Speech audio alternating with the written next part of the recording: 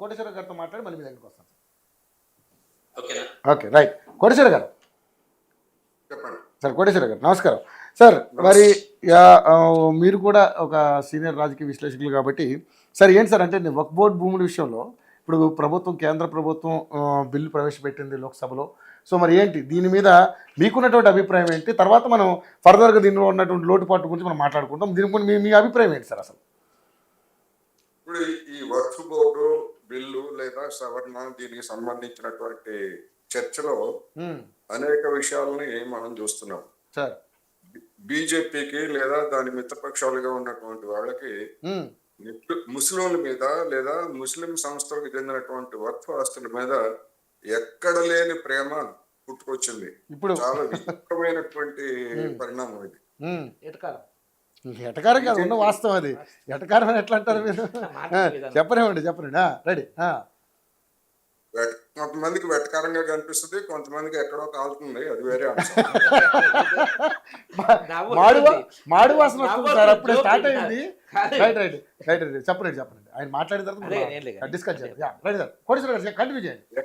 నేను ఎందుకు ఎక్కడ లేని ప్రేమ అంటే ఈ దేశంలో 15-16% ఉన్నటువంటి ముస్లింస్ లో ఇప్పుడు అది కేంద్రంలో అధికారం ఉన్నటువంటి పార్టీ లోక్సభ ఎన్నికల్లో ఒక్క సీట్ అంటే ఒక్క సీట్ ఇవ్వలేదు.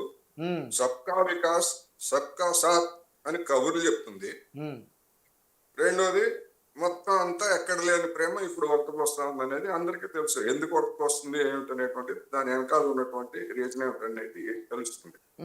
ఈ వక్ఫ్ ఆస్తులకు సంబంధించి లేదా వక్ఫ్ బోర్డు నిబంధనలకు సంబంధించి అనేకమైనటువంటి తప్పుడు సమాచారాలని వాట్సాప్ యూనివర్సిటీ ద్వారా కావచ్చు లేదా అఫీషియల్ గా కావచ్చు అనేకమైనటువంటి తప్పుడు సమాచారాలని వాళ్ళు వ్యాపింప చేస్తున్నారు. దీని పర్పస్ ఏమిటంటే వక్ఫ్ ఆస్తుల్ని కాపాడటము కాదు, లేదా ముస్లిం సమాజాన్ని ఉద్ధరించడము కాదు, polarisation, vote bank politics permanent గా అంటే ఇప్పటికే ఉన్నటువంటి చూసాం కదా మనం నిన్నటి దాకా మసీదులను కూల్చివేయడం లేదా మసీదులను తవ్వడం, తాజాగా ఔరంగజేబు సమాధి మీద రాజకీయాలు చేయడం, ఇవన్నీ కూడా మనం చూస్తున్నప్పుడు దీని వెనకాల ఒక స్పష్టమైనటువంటి ఒక ఎజెండా, రాజకీయ ఎజెండా అనేటువంటి ఉన్నది, పోలరైజేషన్. ఇక్కడ సమస్య వక్ఫ్ ఆస్తులు ఇప్పుడు 9.5 లక్షలు లేదా కొంతమంది 11 లక్షలు అని చెప్తున్నారు. సరే ఎంతన్నా కానివ్వండి, సగం ఈక్వల్ చేసుకున్న 10 లక్షలు అనుకుందాం. ఈ 10 లక్షల్లో అనేక మంది చెప్తుంది ఏంటంటే ఇప్పుడు మన మిత్రుడు చెప్పినట్టు 80% కాకపోయినా కనీసం ఒక 5 లక్షల ఎకరాల వరకు అయినా అన్యాక్రాంతం అయింది అని చెప్పేసి చెప్తున్నారు. మిగిలినటువంటి 5 లక్షల ఎకరాలని ఎట్లా జాగ్రత్త పరచాలి ఏమిటనేటువంటిది ఒక సమస్య. నేనేమంటున్నానంటే ఈ 5 లక్షల ఎకరాలను దుర్వినియోగం కావటం లేదా అన్యాక్రాంతం కావటాన్ని ఎవరు సమర్థించక్కర్లేదు. వీలైతే దాన్ని అంతా కూడా రీక్లెయిమ్ చేసి మళ్ళా వక్ఫ్ బోర్డుకి అప్పగించాల్సినటువంటి బాధ్యత ఉన్నది. అది ఏం చేస్తారు ఏంటంటే వేరే అంశం. ఒకవైపు ఇదే బీజేపీ వాళ్ళు, ఇదే ఆర్ఎస్ఎస్ వాళ్ళు దేవాలయాల మీద ప్రభుత్వ నియంత్రణ ఉండకూడదు, దేవాలయాలన్నింటినీ కూడా దేవాలయాల ఆస్తులు వీటన్నిటిని కూడా ఆయా ఆలయాలకు సంబంధించినటువంటి వాళ్ళకి అప్పగించాలి అంటే ఎవరు వాళ్ళ ఆలయాలంటే మళ్ళీ వాళ్ళ దగ్గర సరైనటువంటి సమాధానం ఉండదు. అందుకని ఒకవైపు ఏమో దేవాలయాలను ప్రభుత్వ ఆధీనం నుంచి, దేవాలయాల ఆస్తులను ప్రభుత్వ ఆధీనం నుంచి పక్కకి తీసాలి, విడిగా ఉంచాలని చెప్పేసి చెప్పేటువంటి వాళ్ళు వక్ఫ్ ఆస్తులకు సంబంధించి మాత్రం వక్ఫ్ బోర్డు ఇప్పుడు పార్షియల్ గా ఎన్నికలు జరుగుతాయి. వక్ఫ్ కమిటీ ఇప్పుడు కొత్త బిల్లు ప్రకారం, నేను ఇప్పుడే హిందుస్థాన్ టైమ్స్ పత్రికలో చదివిన దాని ప్రకారం ఏంటంటే నామినేట్ చేస్తారట. అందులో నాన్ ముస్లిం ఇద్దరు ఉండొచ్చట. సిఇఓగా కూడా అంటే ఒకసారి నామినేట్ చేసిన తర్వాత, బాడీకి నామినేట్ చేసిన తర్వాత ఎవరైనా సిఇఓ కూడా కావచ్చు, ముస్లిం వ్యక్తే కావక్కర్లేదు లేకపోతే అనేటువంటిది ఒకటి. మరి దేవాలయాలు లేకపోతే దేవాలయ మండళ్ళు లేకపోతే ఇటువంటివన్నీ కూడా ఉన్నాయి. మరి వాటిల్లో నియామకాల సందర్భంగా దళితులు లేదా గిరిజనులు, హిందువులుగా ఉన్నటువంటి వాళ్ళని చేస్తున్నారు, ఉన్నటువంటి చట్టాలు అది సరే, అది వేరు. మరి దానికి లేనటువంటి ప్రత్యేకమైనటువంటిది మతేతర వేరే మతాల వాళ్ళు దీనికి ఉండాలి అనేటువంటి దాన్ని ఎందుకు తీసుకొస్తున్నట్టు? ఉమ్, అంటే ఒక వివాదం సృష్టిస్తే వీళ్ళు తన్నుకు చేస్తూ ఉంటారు. ఉమ్, హిందువులు లేకపోతే ముస్లింలు లేకపోతే ఆప్యాయతతో ఉన్నటువంటి వాళ్ళు తన్నుకు చేస్తూ ఉంటారు. మన పని మనం కానివ్వచ్చు అనేటువంటిది ఒకటి. ఉమ్, రెండోది, నేను చెప్పినటువంటి ఆ హిందుస్థాన్ టైమ్స్ దాని ప్రకారమే వీళ్ళు ఏం చెప్తున్నారు, వక్ఫ్ బోర్డు ఒకసారి తీర్పు ఇచ్చిన తర్వాత ఇంకా దాన్ని ఏ కోర్టులో కూడా సవాల్ చేయడానికి వీలు లేదు అని చెప్పేసి చెప్తున్నారు. ఉమ్, కానీ ఇవాళ హిందుస్థాన్ టైమ్స్ లో వచ్చినటువంటి వార్త ప్రకారం వక్ఫ్ కోర్టు ఇచ్చినటువంటి ఒక తీర్పుని హైకోర్టులో కూడా సవాల్ చేయొచ్చు. ఆ హైకోర్టు దాన్ని రివర్స్ చేయొచ్చు, ఎండార్స్ చేయొచ్చు, చేంజెస్ చేయొచ్చు అని కూడా దీనిలో ఉంది.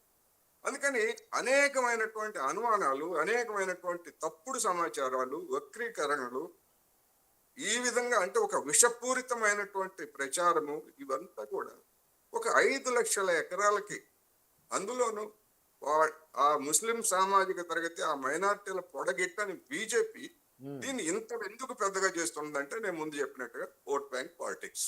Vote bank politics. రాజకీయాల్లో ఎడిదిరిగి ఎటు వచ్చినా ఓట్ బ్యాంక్ పాలిటిక్స్ కాడికి వస్తారు అందరూ.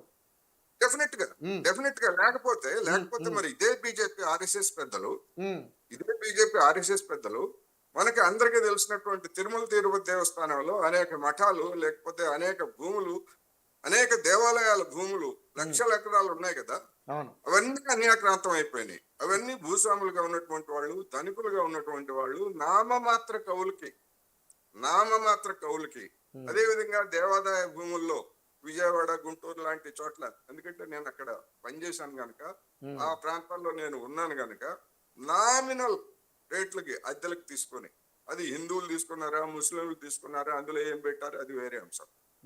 ఎవరైనప్పటికీ దుర్వినియోగం అనేటువంటిది హిందువుల ఆస్తులైనా, ముస్లింల ఆస్తులైనా, క్రైస్తవుల ఆస్తులైనా, నాకు తెలుసు గుంటూరులో గుండెకాయ లాంటి ప్రాంతంలో మొత్తం ఒక 3 కిలోమీటర్ల వరకు క్రైస్తవుల ఆస్తులు. ఎప్పుడు అది గుంటూరు కేంద్రంగా లేకముందు, నగరం అభివృద్ధి చెందక ముందు గుంటూరులో ఆస్తులు ఉన్నాయి. అవి ఇవాళ 100ల కోట్ల రూపాయల విలువ పెరిగిన తర్వాత అదే క్రైస్తవ సామాజిక తరగతికి చెందినటువంటి వాళ్ళు, అదే క్రైస్తవ మతానికి చెందినటువంటి వాళ్ళు వాటి కోసం కొట్టుకు చేస్తున్నారు, దుర్వినియోగం చేస్తున్నారు. దానిలో అనేకమైనటువంటి ప్రాపర్టీస్ బయటకి ఇచ్చి అనేక అక్రమాలకు పాల్పడుతున్నారు. అదేవిధంగా కేరళలో కూడా చర్చిలు కూడా అందరికీ తెలిసిందే, ఎందుకంటే అక్కడ విలువైనటువంటి ఆస్తులు ఇవన్నీ కూడా ఉన్నటువంటి. అందుకని వాటన్నిటి పట్ల ఎక్కడా లేనటువంటిది దీన్ని ఇంత బలవంతంగా, ఇంత వివాదాస్పదంగా జాయింట్ పార్లమెంటరీ కమిటీని సక్రమంగా నిర్వహించరు, అక్కడ అభిప్రాయాలను చెప్పనివ్వరు, మొత్తం కూడా బుల్డోజ్ చేసి పారేసి దీన్ని ఇంతగా తీసుకురావాల్సినటువంటి అవసరం ఏమిటి? సమగ్రమైనటువంటి విచారణ. అయితే మరి సంస్కరణలు అవసరం లేదా? దేనికైనా సంస్కరణలు కావాల్సిందే. వక్ఫ్ బోర్డు అయినా, దేవాదాయ ధర్మాదాయ చట్టం అయినా, లేకపోతే చర్చ ఆస్తులకు సంబంధించి అయినా, దేనికైనా సంస్కరణలు తేవాల్సిందే. దుర్వినియోగం జరుగుతున్నప్పుడు సంస్కరణలు తేకుండా ఎట్ట సాధ్యం అవుతుంది? తేవాల్సిందే. కాకపోతే దాని మీద ఉన్నటువంటి అనుమానాలను తొలగించాలి. దానికి స్టేక్ హోల్డర్స్ గా ఉన్నటువంటి వాళ్ళ యొక్క విశ్వాసాన్ని పొందాలి. ఒక దేవాదాయ భూమికి సంబంధించినటువంటి వివాదం వస్తే దాన్ని మరి క్రైస్తవ మతస్థులు, లేకపోతే ఇస్లాం మతస్థులు, లేదా జైను, సిక్కు వాళ్ళు వచ్చి పరిష్కరిస్తారా? ఎట్లా పెడతారు? అందుకని ఇలాంటి అనేకమైనటువంటి ఉన్న నేపథ్యంలో మరి దానికి సంబంధించినటువంటి వీళ్ళు జనాన్ని కానీ మొత్తం దేశాన్ని కానీ చేసింది ఏమిటంటే ఏమి లేదు, మొత్తంగా బుళ్ళు చేసేస్తున్నారు. ఇంకోటి, వీళ్ళ ప్రచారం ఎట్లా ఉంటామంటే ఆర్టికల్ 370 ఉన్న కారణంగా అసలు భారతీయులు ఎవరు కాశ్మీర్కి వెళ్ళడానికి వీల్లేదు, లేదా అక్కడ ఒక గజం స్థలం కొనుక్కోవడానికి కూడా వీల్లేదు, ఒక ఎకరం పొలం కొనుక్కోవడానికి కూడా వీల్లేదు. ఇది భారతదేశమా లేకపోతే ఒక విదేశమా అని చెప్పేసి ప్రచారం చేసినటువంటి పెద్దలందరికీ తెలుసు. ఓకే, అయిపోయింది అది. ఇప్పుడు ఎంతమంది వెళ్ళి కాశ్మీర్ లో స్థలాలు కొన్నారని కొన్నారు అనేది ఇప్పుడు మనకి అదే కదా చెప్పమనండి. రెండోది, అక్కడ భూముల కొనుగోలుకు సంబంధించి ఉన్నటువంటి నిబంధనలు ఏమన్నా మార్చారా చెప్పమనండి. కాశ్మీర్ దాకా కాదు, మన పక్కనే ఉన్నటువంటి మహారాష్ట్ర, కర్ణాటకలో మీరు నేను వ్యవసాయం చేయనటువంటి మనం ఎవరైనా వెళ్ళి భూములు కొనాలంటే కొనడానికి లేదు. నువ్వు వ్యవసాయదారుడువా కాదా, వ్యవసాయదారుడు అనేటువంటిది సర్టిఫికెట్ తెస్తేనే నువ్వు ఇక్కడ భూములు కొనడానికి వీలుందని చెప్పేసి నిబంధనలు ఉన్నాయి. అదేవిధంగా 170 యాక్ట్ ప్రకారం గిరిజన ప్రాంతాలు, ఇట్లా అనేక ప్రాంతాల్లో అనేకమైనటువంటి రక్షణలు ఇవన్నీ ఉన్నప్పుడు వక్ఫ్ భూములైనా దేవాదాయ భూములైనా కానీ వాటిని రక్షించాలంటే మహిళలు లేరు వక్ఫ్ కమిటీల్లో, మహిళలను పెట్టడం పురోగం కాదా? ఎవరు కాదన్నారు? మహిళలు పెట్టండి, మహిళలు పెట్ట ఆ పేరుతోటి మొత్తం అధికార యంత్రాంగానికి అప్పగించేసి, అధికార యంత్రాంగానికి అప్పగించిన తర్వాత నామినేటెడ్ పోస్టుల్లో ఎవరు ఉంటున్నారో మనం చూస్తూనే ఉన్నాం కదా. వాళ్ళు ఏం చేస్తున్నారో, వాళ్ళు ఏం వెలగబెడుతున్నారో అనేక నామినేటెడ్ పోస్టుల్లో ఉన్నటువంటి వాళ్ళు మనం చూస్తూనే ఉన్నాం కదా. అందుకని దీని వెనకాల ఉద్ధరించడం కాదు, లేకపోతే ఇంకోటి కాదు, నిరంతరం ఒక రావణ కాష్టాన్ని రగిలించేటువంటి వ్యవహారం ఇది. ఆ రావణ కాష్టం మొత్తం కూడా ఓటు బ్యాంక్ పాలిటిక్స్ లో భాగం తప్ప మరొకటి కాదు. అందుకనే అనేక పార్టీలు వ్యతిరేకిస్తున్నాయి. అనేక పార్టీలు ఇప్పటి వరకు దొంగ నాటకాలు ఆడినటువంటి వాళ్ళు ఈ బిల్లు మీద ఈ రాత్రికి. కానీ సార్ ఇక్కడ బీజేపీకి ఒక్కళ్ళకే ముస్లిం మైనారిటీ ఓట్లు అవసరం లేదు అని అనుకుందాం. కానీ మిగతా పార్టీలు అన్నింటికి అవసరం కాబట్టి కంపల్సరీ వీళ్ళు ఈ బిల్లుకి గ్యారంటీగా ఎగ్నెస్ట్గానే ఉండొచ్చు. కానీ ఈ బిల్లు వల్ల నిజంగానే మరి పేద మైనారిటీ వర్గాలు ఎవరైతే ఉన్నారో ముస్లిమ్స్కి, మరి ఇందాక రామరెడ్డి గారు అన్నట్టుగా వాళ్ళు స్వీట్లు పంచుకుంటున్నారు, అన్యాక్రాంతమైనటువంటి భూములన్నింటినీ కూడా కాపాడుకునే శక్తివంతమైనటువంటి బిల్లు ఇది. ఇక నుంచైనా పెద్ద పేద అనే వాళ్ళ పెద్దల దగ్గర నుంచి ఈ భూముల్ని కాపాడుకునే పరిస్థితి బీజేపీ తీసుకొచ్చిందని అనుకుంటున్నారు అని బీజేపీ వాళ్ళు చెప్పుకుంటున్నారు. దీంట్లో ఎంతవరకు శాంటిటీ ఉందనుకుంటున్నారు మీరు? ఇప్పుడు దేవాలయాలకు ఇచ్చినటువంటి భూములైనా లేదా ఇనాములైనా లేకపోతే వక్ఫ్ భూములైనా ఇవన్నీ కూడా ఏదో ఆయా మతాలకు చెందినటువంటి వాళ్ళు లేదా ఆయా తరగతుల్లో ఉన్నటువంటి వాళ్ళని పేదరికాన్ని ఉద్ధరించడానికి ఇచ్చినటువంటి భూములు కాదవి. పేదరికాన్ని ఉద్ధరించడానికి ఇచ్చినటువంటి భూములు కాదవి. ఆయా మత కేంద్రాలు లేకపోతే మత సంస్థలు వాటికి సంబంధించి నిర్వర్తించుకోవడం కోసం నిర్వహణ లేదా దాని మీద వచ్చేటువంటి ఆదాయం ఏదన్నా ఉండేట్లయితే ఆయా సామాజిక తరగతులకు చెందినటువంటి వాళ్ళకి స్వల్పమైనటువంటి సాయం చేయడానికి తప్ప మనం తిరుపతి దేవస్థానం పేదవాడు ఊరికే చూడొచ్చా వెళ్ళి? ఎవరైనా డబ్బులు పెట్టి కొనుక్కోవాల్సింది టికెట్ రేట్లోనే ఎంత కొనుక్కోవాల్సిందే కదా. ఉచిత దర్శనాలు అంటే మీరు కింద నుంచి నడుచుకుంటూ వెళ్ళిన వాళ్ళకి దర్శనం అంటే ఉచిత దర్శనం. సార్ ఉచిత దర్శనాలు ఉన్నా కూడా వాళ్ళు ఎంత ఇలా అల్లంగానే చూపించేస్తారు దేవుణ్ణి. మరి అలాగే ఉంటుంది దేవుని. మాట్లాడలేను నేను బస్సులో వెళ్తాను, కార్లో వెళ్తాను, నాకు ఉచితంగా ఎందుకు ఎవరు? ఏం దానికి తత్వం ఏంటి?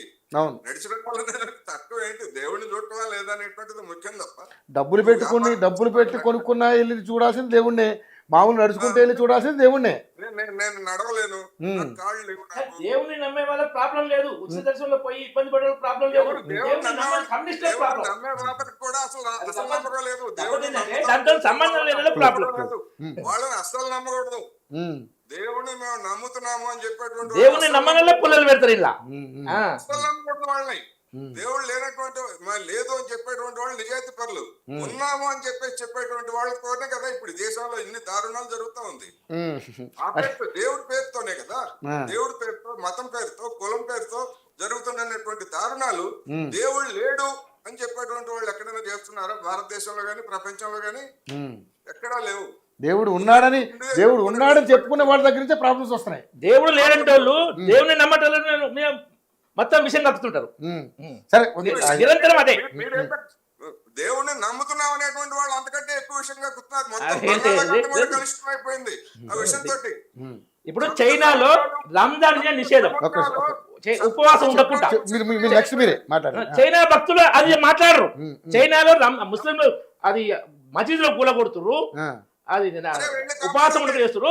ఆ చైనా భక్తులు మాత్రం దాన్ని మాట్లాడరు. కాపాడండి రామరెడ్డి గారు, కాపాడండి అక్కడ మసీదులు కోల్కొడితే. ఇక్కడ నువ్వు మసీదులు కోల్కొట్టడానికి ఏమో నీకు గొప్పగా చెప్పుకుంటావు.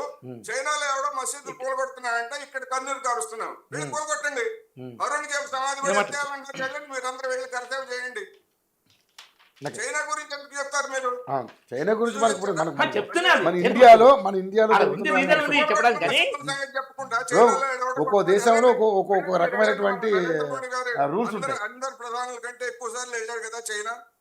వెళ్ళి కోరుకోటి ఆపండి అక్కడ ఒక మసీదు ఒక వ్యక్తి పోయి ఇంకో దేశం ఎట్లా ఆపుతాడు? అది ఆ దేశం విషయం. అదే కానీ మరి అందుకనే ఆ దేశం ఆ చైనా భక్తులు ఇక్కడ ముస్లిం ప్రేమలకు వస్తారు, దాని గురించి మాట్లాడరు. నేను దాన్ని ఆ డబల్ స్టాండర్డ్ ను ఆ ఊసరి వెళ్ళి తీవ్రంగా విమర్శిస్తున్నా. భక్తులు, ముసల్ని భక్తులు, లేకపోతే గాడ్చే భక్తులు, పరమ దరిద్రుల భక్తులందరూ కూడా ఈ దేశంలో చలామణి అవుతున్నారు. గాడ్చే భక్తులు సంఖ్య చెప్పండి.